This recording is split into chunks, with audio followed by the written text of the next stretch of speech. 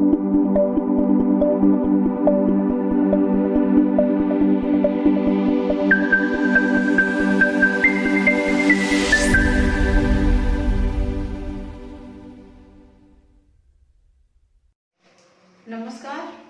आपके अपने YouTube channel सृजन एकेडमी में आपका एक बार फिर से स्वागत है। तो आइए देखिए, आप लोगों के सामने एक नए टॉपिक के साथ आज आए हैं। तो पहला देखिए, जो भारत का संवैधानिक विकास है, संविधान का संवैधानिक विकास, उस संवैधानिक विकास से हर एग्जामों में क्वेश्चन पूछते हैं। मतलब कोई भी ऐसा एग्जाम नहीं है जो वहां से क्वेश्चन ना आते हो। तो उन्हीं संवैधानिक विकास पे एक नजर डालते हैं। ये जो क्वेश्चन लिए गए हैं, ये प्रश्न कहीं ना कहीं हर एग्जाम में पूछे जा चुके हैं और आने वाले एग्जामों में आने की संभावना भी 100% बना है। तो इसलिए इन क्वेश्चन पे हम नजर डाल लेते हैं एक बार। तो आइए, पहला जो हमारा प्रश्न आज का बन रहा है, तो किस अधिनियम के द्वारा कलकत्ता में सर्वोच्च न्यायालय की स्थापना किया गया। देखिए, ये जो क्वेश्चन है ये अति महत्वपूर्ण प्रश्न है। तो इससे देखिए दो तरह के क्वेश्चन पूछे जाते हैं। एक तो पहला क्वेश्चन पूछा जाता है, कलकत्ता में सर्वोच्च न्यायालय की स्थापना कब हुआ, तो सन आपको बताना होगा, और किस अधिनियम के द्वारा स्थापना किया गया, तो 1773 के रेगुलेटिंग एक्ट के द्वारा किया गया। तो ये आपको एकदम क्लियर होना चाहिए, इसमें कंफ्यूजन नहीं होना चाहिए। तो इम्पोर्टेंट क्वेश्चन है, यानी कलकत्ता में सर्वोच्च न्यायालय की स्थापना रेगुलेटिंग एक्ट 1773 के द्वारा किया गया। दूसरा क्वेश्चन यहीं से बनता है, किस सन में किया गया, तो 1774 में। यदि अधिनियम पूछेगा 73 सन पूछेगा तो 1774 पूछेगा। और दूसरा क्वेश्चन यही पूछता है, कलकत्ता में सर्वोच्च न्यायालय कलकत्ता में सर्वोच्च न्यायालय की स्थापना किया गया, उसके पहले न्यायाधीश, मुख्य न्यायाधीश कौन थे, तो उसके जो मुख्य न्यायाधीश थे वो थे एलिजा एम्पे। तो ये आपको ध्यान रखना है, एलिजा एम्पे। यानी किस अधिनियम, तो रेगुलेटिंग एक्ट अधिनियम 1773 जो भारत में यानी ब्रिटिश द्वारा लाया गया पहला अधिनियम था। क्वेश्चन पूछ सकता है कि ब्रिटिश द्वारा लाया गया भारत में पहला अधिनियम कौन था, या कंपनी को, ईस्ट इंडिया कंपनी को रेगुलेट करने के लिए पहला जो अधिनियम आया वो कौन था, रेगुलेटिंग एक्ट 1773 था। इसी एक्ट के द्वारा कलकत्ता में एक सर्वोच्च न्यायालय की स्थापना किया जाता है 1774 में, और उस सर्वोच्च न्यायालय के जो मुख्य न्यायाधीश थे वो सर एलिजा एम्पे थे। इन दो तीन बातों को ध्यान में रखना है आप लोगों को। दूसरा, यहीं पे आप लोग एक चीज और ध्यान में रख सकते हैं कि किस एक्ट के द्वारा बंगाल के गवर्नर को गवर्नर जनरल बना दिया गया। तो इसी एक्ट के द्वारा, रेगुलेटिंग एक्ट 1773 के द्वारा बंगाल के गवर्नर को यानी गवर्नर जनरल बना दिया गया, गवर्नर जनरल बना दिया गया। तो पहले गवर्नर जनरल कौन बने, तो वारेन हेस्टिंग बने, वारेन हेस्टिंग्स बंगाल के पहले गवर्नर। बंगाल के गवर्नर पूछेगा, प्रथम गवर्नर तो लॉर्ड क्लाइव थे। बंगाल का गवर्नर यदि पूछता है तो लॉर्ड क्लाइव, लेकिन यदि पूछेगा बंगाल के गवर्नर को गवर्नर जनरल किस अधिनियम के द्वारा बनाया गया, तो 1773 के रेगुलेटिंग एक्ट के द्वारा। और किसे बनाया गया, तो वारेन हेस्टिंग बंगाल के पहले गवर्नर जनरल थे। ठीक, अब नेक्स्ट क्वेश्चन हमारा सेकंड है, प्रांतों में द्वैत शासन की स्थापना किस अधिनियम के द्वारा किया गया। यानी देखिए बहुत इंपॉर्टेंट क्वेश्चन है, आप इस क्वेश्चन पे स्टार लगा सकते हैं, चाहे आप यूपीएसआई दे रहे हैं, जेल वार्डन दे रहे हैं, एनटीपीसी दे रहे हैं, इन सारे एग्जामों के लिहाज से ये अति महत्वपूर्ण क्वेश्चन है कि प्रांतों में द्वैत शासन की स्थापना किस अधिनियम के द्वारा किया गया? तो 1919 के अधिनियम के द्वारा। तो आइए हम लोग ये देखते हैं द्वैध शासन यानी डायरकी। डायरकी कहते किसे हैं? तो डायरकी यानी जब दो व्यक्तियों द्वारा शासन किया जाता हो किसी स्थान पे, उस चीज को हम डायरकी के नाम से या द्वैध शासन प्रणाली के नाम से जानते हैं। जैसे आप देख लीजिए बंगाल में, यानी जब बंगाल में यानी बंगाल उड़ीसा और बिहार की जो राजस्व की वसूली थी, दीवानी थी, तो वो अंग्रेजों को प्राप्त हो गई 1765 के इलाहाबाद संधि के द्वारा। तो वहां पे यानी शासन तो नवाब कर रहा था, लेकिन वहां से जो राजस्व था वो कौन वसूल रहा था? तो ईस्ट इंडिया कंपनी को वसूलने का अधिकार था। तो ये देखिए दो तरह के शासन हो गए, एक तो राजस्व वसूली कोई दूसरा कर रहा है और शासन कोई दूसरा कर रहा है। तो इसी प्रथा को, इसी व्यवस्था को द्वैध शासन प्रणाली के नाम से जाना गया। तो द्वैध शासन प्रणाली यानी प्रांतों में द्वैध शासन की स्थापना किस अधिनियम के द्वारा किया गया? तो 1919 के अधिनियम के द्वारा किया गया। अब जो क्वेश्चन पूछ लेता है, जब आप यूपीएसआई देंगे तो पूछता है द्वैध शासन के जनक किसे माना जाता है? तो लियोनिल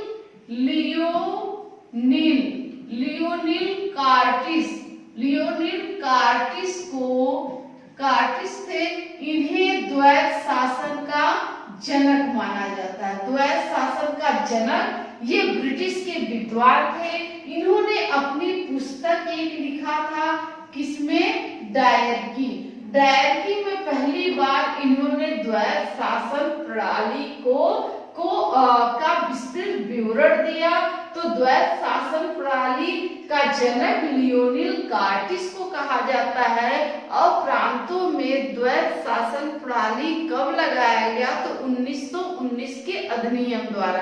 अब देखिए आप लोग ध्यान दीजिएगा, इस क्वेश्चन को यदि आप समझ लेते हैं तो यहीं से एक क्वेश्चन और बनता है, किस अधिनियम के द्वारा प्रांतों में द्वैध शासन प्रणाली का अंत कर दिया गया?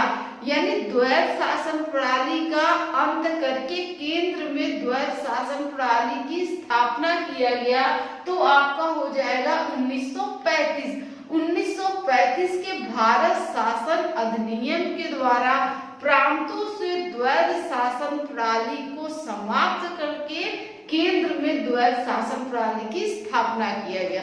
तो ये सारे क्वेश्चन है, बहुत ही अति महत्वपूर्ण क्वेश्चन है, इसलिए आपके सामने है और आप लोग ध्यान से देखिएगा वीडियो, स्किप मत करिए, क्योंकि ये आपके फायदे के लिए है। ये मतलब क्यों बार बार कहा जा रहा है कि स्किप न करें, इन क्वेश्चन को ध्यान से देखिए, विकास साहब आपके एग्जाम में ये क्वेश्चन आएंगे और याद आपको करना है, देना बस गाइडेंस करना हम लोगों का काम है, बाकी आपकी मर्जी। नेक्स्ट जो क्वेश्चन है देखिए बन रहा है, किस एक्ट के द्वारा सांप्रदायिक प्रतिनिधित्व की व्यवस्था किया गया? देखिए कितना इंपॉर्टेंट क्वेश्चन है ये, आपके छोटे लेवल से लेके बड़े लेवल की एग्जामों तक आता है कि किस अधिनियम के द्वारा, एक्ट के द्वारा सांप्रदायिक प्रतिनिधित्व की भारत में व्यवस्था किया गया। तो किस एक्ट के द्वारा? मार्ले मिंटो सुधार अधिनियम 1909, यानी 1909 के अधिनियम के द्वारा भारत में सांप्रदायिक निर्वाचन व्यवस्था का प्रारंभ किया गया। सांप्रदायिक निर्वाचन व्यवस्था यानी मुस्लिम प्रतिनिधित्व और मुस्लिम ही वोटर होगा, इस व्यवस्था को सांप्रदायिक व्यवस्था कहा गया। यानी मुसलमानों के लिए पृथक निर्वाचन प्रणाली की व्यवस्था किस अधिनियम के द्वारा किया गया? तो 1909 के अधिनियम के द्वारा किया गया। यानी सांप्रदायिक व्यवस्था, मुसलमान यानी कैंडिडेट, वो जो वोट का प्रतिनिधि होगा वो भी मुस्लिम होगा और जो वोटर होगा वो भी मुस्लिम होगा। इसी को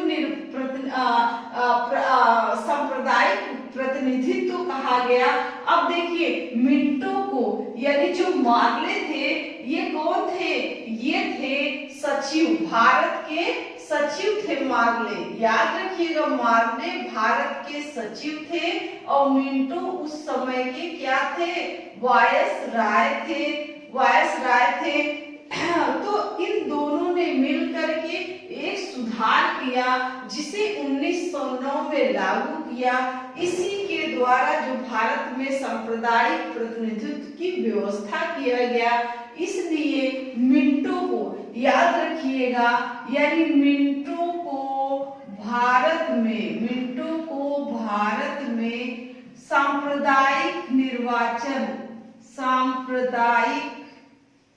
सांप्रदायिक निर्वाचन का जनक कहा जाता है, सांप्रदायिक निर्वाचन का जनक कहा जाता है।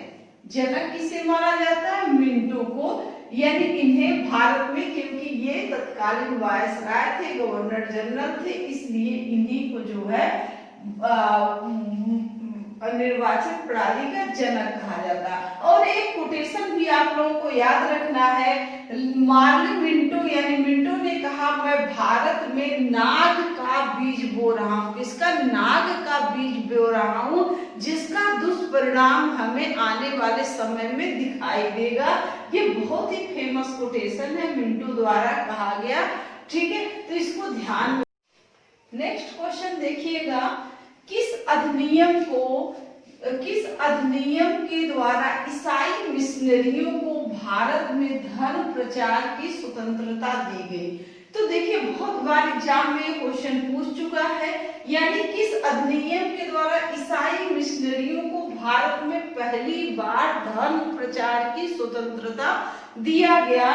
तो आपका 1813 के चार्टर एक्ट के द्वारा, यानी 1813 का जो चार्टर एक्ट था, इसी के द्वारा पहली बार भारत में ईसाई मिशनरियों को उनके धर्म के प्रचार के लिए आने की स्वतंत्रता दिया गया।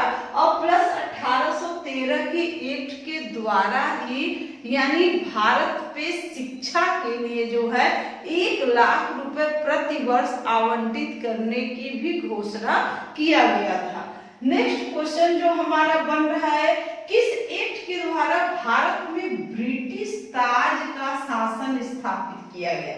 देखिए इस क्वेश्चन को दो तरीके से बन सकता है, एक तो किस अधिनियम, किस एक्ट के द्वारा या अधिनियम के द्वारा, यानी ईस्ट इंडिया कंपनी का शासन भारत में समाप्त करके महारानी अपने हाथों में ले ली, या किस एक्ट के द्वारा ब्रिटिश ताज का शासन भारत में स्थापित किया गया? तो दोनों का जो आंसर होगा वो एक ही होगा, 1858 के एक्ट के द्वारा।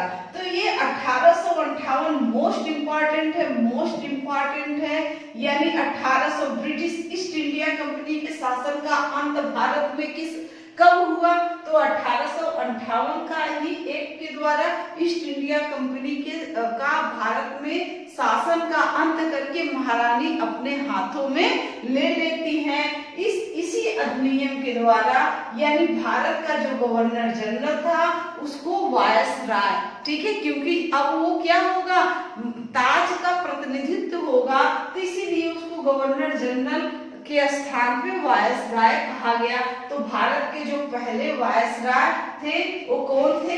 कैनिंग थे, कैनिंग यानी भारत के पहले वायसराय बने।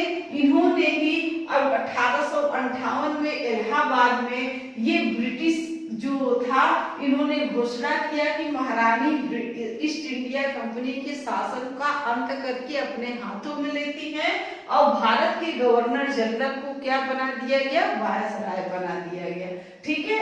नेक्स्ट जो हमारा क्वेश्चन है, किस अधिनियम को लघु संविधान का दर्जा दिया जाता है? देखिए कंफ्यूजन मत करिएगा, मोस्ट इंपॉर्टेंट क्वेश्चन में डालिए आप लोग, किस अधिनियम को लघु संविधान का दर्जा दिया जाता है?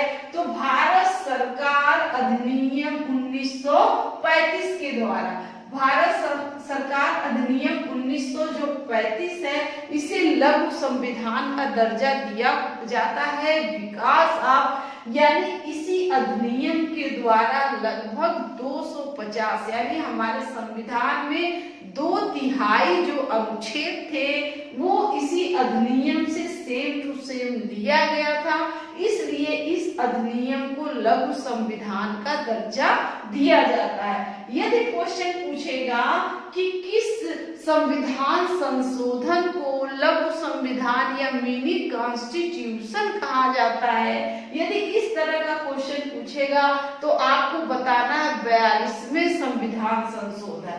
ठीक है, 42वां संविधान संशोधन, संविधान संशोधन यदि पूछ लिया तो 42वां संविधान संशोधन को लघु संविधान कहा जाता है, लघु संविधान का दर्जा दिया जाता है, क्योंकि इस संशोधन द्वारा हमारे संविधान में बहुत सारे अनुच्छेदों को जोड़ा गया था, इसलिए 42वां संविधान संशोधन को लघु संविधान का दर्जा दिया जाता है या लघु संविधान कहा जाता है। यदि संशोधन पूछेगा तो 42वां संविधान संशोधन बताना है, लेकिन यदि अधिनियम पूछेगा कि किस अधिनियम को लघु संविधान कहा जाता है तो आपका 1935 के अधिनियम को कहा जाता है। नेक्स्ट हम आते हैं अगले क्वेश्चन की तरफ। किस अधिनियम को मॉन्टेग्यू चेम्सफोर्ड सुधार के नाम से जाना जाता है? देखिए ये क्वेश्चन आ चुका है, अभी हाल ही में जिन्होंने एग्जाम दिया होगा उनको पता होगा कि भारत शासन अधिनियम 1919 को मॉन्टेग्यू चेम्सफोर्ड सुधार के नाम से जाना जाता है। यानी इसी अधिनियम के द्वारा प्रांतों में द्वैत शासन की व्यवस्था का शुरुआत किया गया था। तो ये इस अधिनियम को मॉन्टेग्यू चेम्सफोर्ड सुधार के नाम से जाना जाता था।